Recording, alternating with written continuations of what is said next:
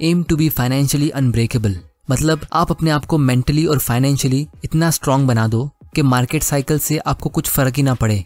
जब आप real estate या गोल्ड में इन्वेस्ट करते हो तो आपको पता है कि इसमें भी मार्केट साइकिल्स होते हैं और इसका भी प्राइस फ्लक्चुएट होता है, और जब प्राइस गिरता है तो हम उसे बेचते नहीं है, हम और ज़्यादा खरीदते हैं। उसी तरह हमें यही लॉजिक यूज़ करना चाहिए स्टॉक मार्केट और म्यूचुअल फंड में कि आपको मार्केट साइकिल से डरना नहीं है, आपको उसे अपने बेनिफिट के लिए यूज़ करना है। दूसरा, a good plan leaves room for error, यानी आप जब भी कोई प्लानिंग करते हो तो उसमें इस बात पे भी गौर करो कि अगर वो इन्वेस्टमेंट प्लान के मुताबिक नहीं होता है तो आप क्या करोगे, यानी आपका प्लान बी क्या होगा। और इन्वेस्टिंग की दुनिया में हम इसीलिए एक पोर्टफोलियो क्रिएट करते हैं 10-15 कंपनीज का और इमरजेंसी फंड साइड में रखते हैं। तीसरा, be optimistic about the future but paranoid about your obstacles to success, यानी आपको फ्यूचर को लेके हमेशा ऑप्टिमिस्टिक और पॉजिटिव रहना चाहिए, अच्छी सोच रखनी चाहिए, लेकिन हमेशा अपनी करंट सक्सेस को लेकर अलर्ट और सावधान रहना चाहिए कि उसमें कोई खतरा तो नहीं है। जैसे ऑथर ने हमें यहाँ पे 2 इंटरेस्टिंग एग्जाम्पल दिए। सबसे पहला रोनाल्ड रीड का, आप ये नाम गूगल करके सर्च कर सकते हो। यह आदमी ने पूरी जिंदगी सिर्फ चौकीदारी की नौकरी की है, लेकिन उसके मरने से पहले उसके पास $8 मिलियन जमा थे, जो इंडियन करेंसी के हिसाब से लगभग 55 करोड़ रुपए होते। अब कोई आदमी छोटी मोटी नौकरी से इतने सारे पैसे कैसे जमा कर सकता है? तो उसका आंसर है सेविंग्स और इन्वेस्टिंग की आदत डाल के।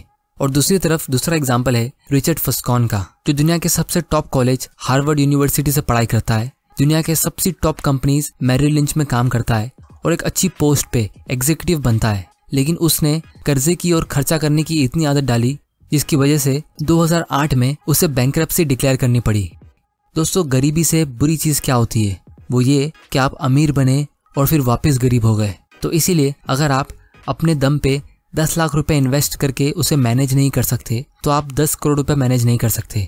और इससे हमें ये चीज पता चलती है कि आपकी सबसे बड़ी प्रॉब्लम कम पैसा नहीं है, आपकी बड़ी प्रॉब्लम ये है कि आपको पैसा मैनेज नहीं करना आता। क्योंकि गरीब लोगों की सोच हमेशा ये होती है कि जब हमारे पास ज्यादा पैसा आएगा तो हम उसे मैनेज करना सीखेंगे, लेकिन अमीर लोगों की सोच ये होती है कि जब हम थोड़े पैसे को अच्छे से मैनेज करेंगे तो हमारा पैसा अपने आप बढ़ जाएगा। Lesson number 4, savings and financial freedom. दोस्तों, दुनिया में 3 टाइप के लोग होते हैं। एक वो जो सेव करते, दूसरे जिन्हें लगता है वो सेव नहीं कर सकते, और तीसरे जिन्हें लगता है उनको सेव करने की जरूरत ही नहीं। आई एम श्योर आप तीसरी कैटेगरी में नहीं आते हो क्योंकि आप ये वीडियोस देख रहे हो। दोस्तों, हम सेविंग्स के बारे में बहुत सुनते। आपको बचपन से आपके पेरेंट्स ने कहा होगा कि पैसे सेव करा करो, लेकिन ये सेविंग्स इतनी इंपॉर्टेंट क्यों है? क्योंकि हर एक रुपया जो आप सेव करके इन्वेस्ट करते हो वो आपका फ्यूचर का वो टाइम खरीदता है जो शायद किसी और ने खरीद के रखा था।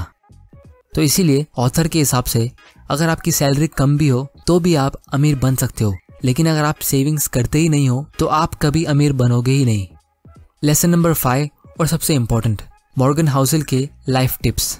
सबसे पहला, अपने सारे फाइनेंशियल डिसीजंस इंडिपेंडेंटली लो, ये सोच के नहीं कि मुझे किसी को दिखाना है या किसी ने किया था इसलिए मुझे भी करना है। Advice number 2, live below your means, क्योंकि सबसे बुरी चीज अगर आप कोई कर सकते हो तो वो ये है कि आप अपने फ्यूचर की कमाई को आज ही खर्चा कर दो। Advice number 3, derive pleasure from free और लो कॉस्ट एक्टिविटीज जैसे एक्सरसाइज, रीडिंग, पॉडकास्ट, लर्निंग, क्योंकि जिंदगी के असली मजे फ्री और छोटी मोटी चीजों में जो रोज होती है, और इससे आप हेल्दी भी रहोगे, वेल्दी भी रहोगे और वाइज भी रहोगे। Advice number 4, maintain 20% of cash as emergency. वो इसलिए क्योंकि जब भी स्टॉक मार्केट में क्रैश होता है तो आपको अपने इन्वेस्टमेंट को कम पैसे में बेचने की जरूरत नहीं पड़ेगी, आप अपना इमरजेंसी फंड यूज कर सकते हो। Advice number 5, the first rule of compounding is to never interrupt it unnecessarily.